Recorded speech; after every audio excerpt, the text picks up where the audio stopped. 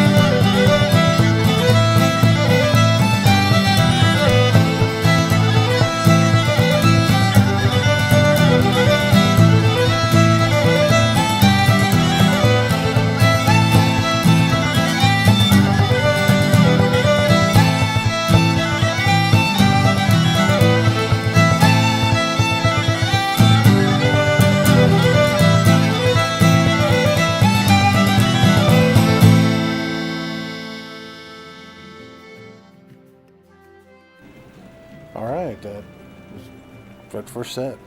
Pretty good. That's from a band called Beyond the Pale, and their album Angel on the Seventh Stair. It's kind of a compilation of 3 songs: The Fairy Flag, the Sky Boat Song, and Orange and Blue, the Drunken Piper. Now, Scottish Gaelic is native to the Gaels of Scotland. Scottish Gaelic developed out of the Old Irish, and learning this beautiful language can be a direct link to your Gaelic ancestors.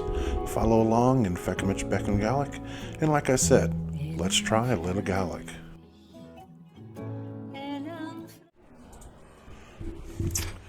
Alright, this is a Gaelic poem for Mother's Day.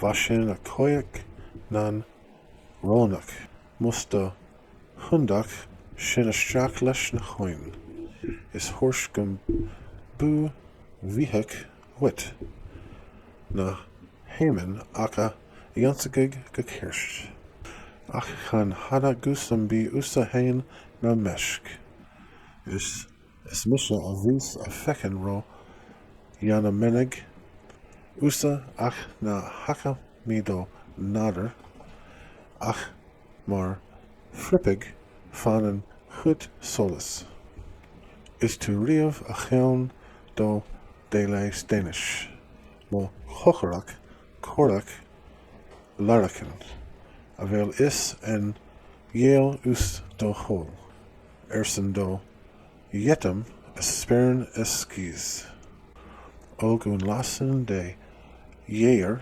anet na lukkig lem yaken guslan no han hach u sum nur sulis nava u rim huv anok.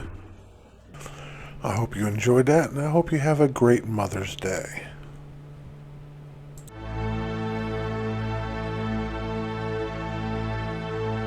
Oh, the night that Paddy Murphy died is a night I'll never forget.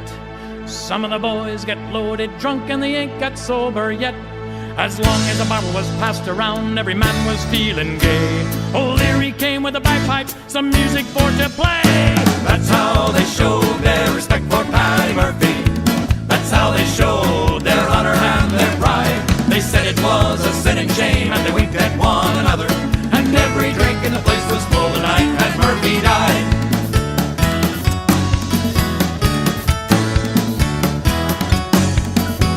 As Mrs. Murphy sat in the corner pouring out her grief, Kelly and his gang were tearing down the street. They went into an empty room and a bottle of whiskey stole. They put the bottle in with the corpse to keep that whiskey cold. That's how they showed their respect for Paddy Murphy. That's how they showed their honor and their pride. They said it was a sin and shame, and they winked at one another. And every drink in the place was full the night that Murphy died.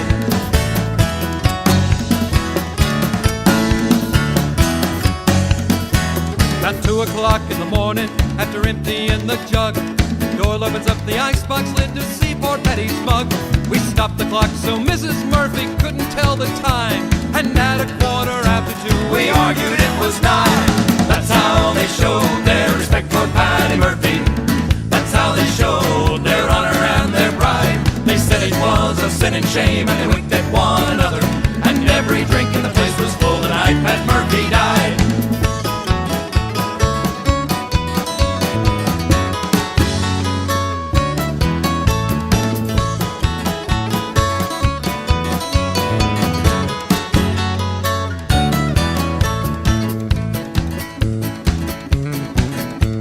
They stopped the hearse on George Street outside some dance saloon. They all went in at 8:30 and staggered out at noon. They went up to the graveyard, so holy and sublime. They found out when they got there, they left the corpse behind.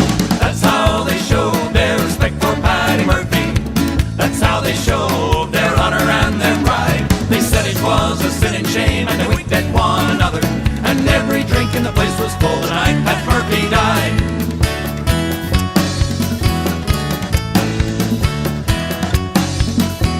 The night that Paddy Murphy died is a night I'll never forget. Some of the boys get loaded drunk and they ain't got sober yet. Not yet. As long as a bottle was passed around, every man was feeling gay. O'Leary came with the bagpipes, some music for to play. That's how they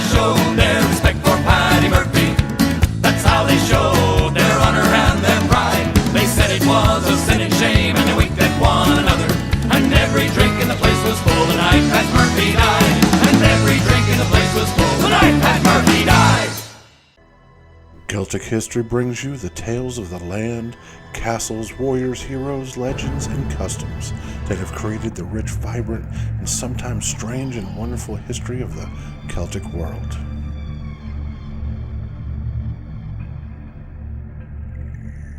To the Celtic history break, and I know I have a bias of Scottish stuff, being a Scotsman, but today I've pulled out my Duffy's book on who were the Celts, and it's full of fascinating information about the Celts and where they came from and all the different ways they've impacted our modern lives and the past lives. So I'm going to read you a little bit from that today. All right. There are an estimated 40 million Americans of Irish descent. Countless other Americans of Celtic origin relate to Scotland and Wales. The common ancestors, the first Celts, developed a distinct people about 800 BC on mainland Europe in an area associated with the Danube Basin. Archaeologists have established the location of the Celts' first known major settlement as the edge of a spectacularly beautiful alpine lake in Austria. Most people will be surprised to discover that some of Europe's great cities, including London, Paris, Bonn, Vienna, Milan, Budapest, and Belgrade, are built on Celtic foundations. At its height in 300 BC, the Celtic realm extended all the way across to Europe from today's countries of Romania and Hungary into Britain and Ireland, and from Belgium south into Portugal and Spain. Its people introduced the use of iron technology to the lands north of the Alps and vast territories called Celtica by the ancient Greeks. The Celts created the first genuine art style in Middle Europe and traded with Etruscans and Greeks centuries before there was a Roman Empire. It was an era from which the Celts would be called the fathers of Europe. Always creative, they invented an iron plowshare, a reaping machine, a spoked iron-rimmed wheel of superior Celtic design for their chariots and their carts. The ancient Celts left their mark and placed names dotted all over the European map, which I've already explained. London, as a matter of fact, is made up of two Celtic words, lug and dún for fortress. Lug is for God, and dún for fortress. England's Severn and Thames rivers are Celtic names. Scotland is named after the Irish Scoti, who settled it from Ireland. Belgium is named after Celtic people who were called Belga. Switzerland proudly takes its poetic name Helvetia from the Celtic people of that name who were ancestral to the Swiss.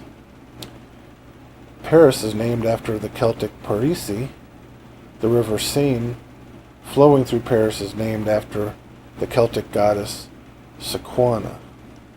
Evidence indicates that the country of Germany, the German language, and the Germans themselves are named after a Celtic people named the Germani, who once lived along the Rhine River. The name Rhine itself relates to the Celtic Rhenos, raging flow, and to the Irish Rheon, sea. The river Danube, meaning swift flowing, relates to the Irish Dana.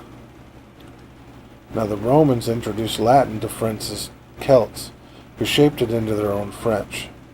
The Normans, assisted by French Celts, invaded and assumed control of Saxon England in 1066. Norman French, with its root in the Romanized Celtic land, enriched the English tongue and helped make it the world's major language. Continental Europe's remaining Celts were finally assimilated by Romans from the south and by Germanic tribes from the north and east. The Celts eventually survived as a people only along the western fringe of Europe, comprising Ireland and Scotland, Wales, Brittany, and France. When the collapse of the Roman Empire led into the Dark Ages, Irish monasteries became the brightest and most active scholarly centers in Europe. Learned Irish monks in the 6th to 8th centuries AD left Ireland and returned to the lands of their ancestors, which included Britain, France, Switzerland, Italy, Germany, and Austria, in an Irish Golden Age. They spread learning and Christianity, serving as teachers in royal courts and enriching the intellectual life of Europe. Some of the monasteries and libraries they founded in various countries survive to the present day as priceless treasures of the countries and of Western civilization itself. There's a great book called How the Irish Saved Civilization. It explains all that in great detail. It's very good. A major Swiss city is named after the Irishman who founded it in 612 AD. Austria has an 11th century Irishman as its patron saint. Wow, that's kind of cool. During their golden age of learning, the Irish developed a literature distinguished by its scholarship and original imaginary. It included works written in the Irish and Latin that came easily to them from centuries of learning of their scholarly bards and druids. Many priceless Irish manuscripts, more than 1,000 years old, survive in the libraries of various European cities. The oldest literature in Europe after Greek and Latin is a part of the Celtic legacy that greatly benefited Western civilization. But Ireland's monks would not be the last Celts to make history internationally. In the year 1776, on another continent, in America, those who signed the American Declaration of Independence included 2 men who were born in Scotland, 2 who were born in Wales, 3 who were born in Ireland. 10 other signers were of direct Irish, Scottish, or Welsh descent. Thomas Jefferson, of Welsh ancestry, drafted the Declaration document himself. The White House in Washington, D.C. has not only been occupied by presidents descended from Celtic immigrants, but was designed and built by Irish-born architect James Hoban. Yet participation in the development of the United States of America was but a recent event in a 3,000-year-old saga of the Celts. And that's it for today on Celtic History. Thank you.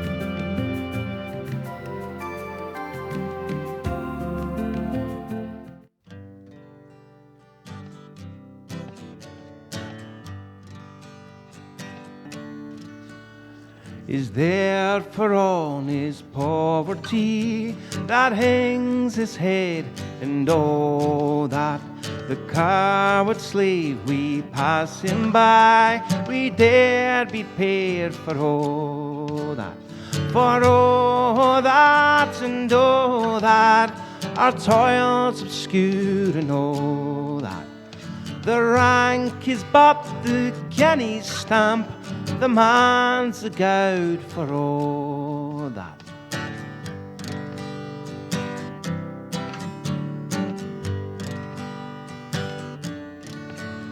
What thou unhamely fare we dine, were hard and grey, and all that. You fools are silks and knaves are wine, a man's a man for all that. For all that, and all that, their tinsel show, and all that. The honest man, though else he pair, is king of men for all that.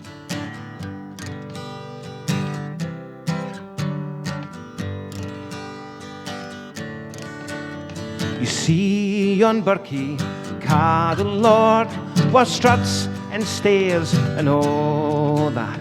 Though hundreds worship at his might, he's but a coof for all that. For all that, and all that, his ribbon star and all that. The man who independent mind, he looks and laughs at all that.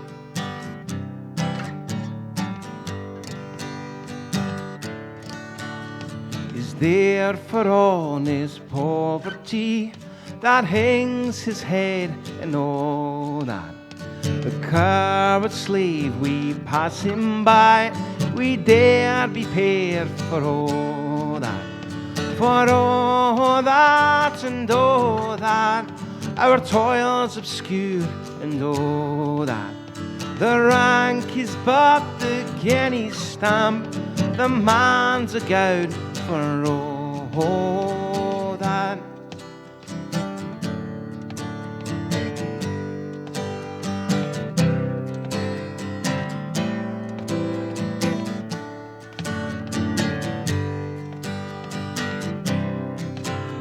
For all that and all that, it's coming yet for all that. That man to man, the world, shall brothers be for all that.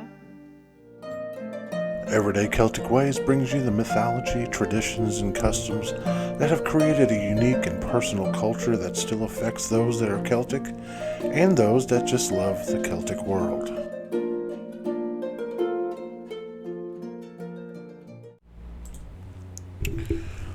All right, about a year ago, just before COVID changed our world, I had big plans to organize a Celtic music festival. I wanted to have a few musicians and hold it at my church where people could have a wonderful Celtic music experience.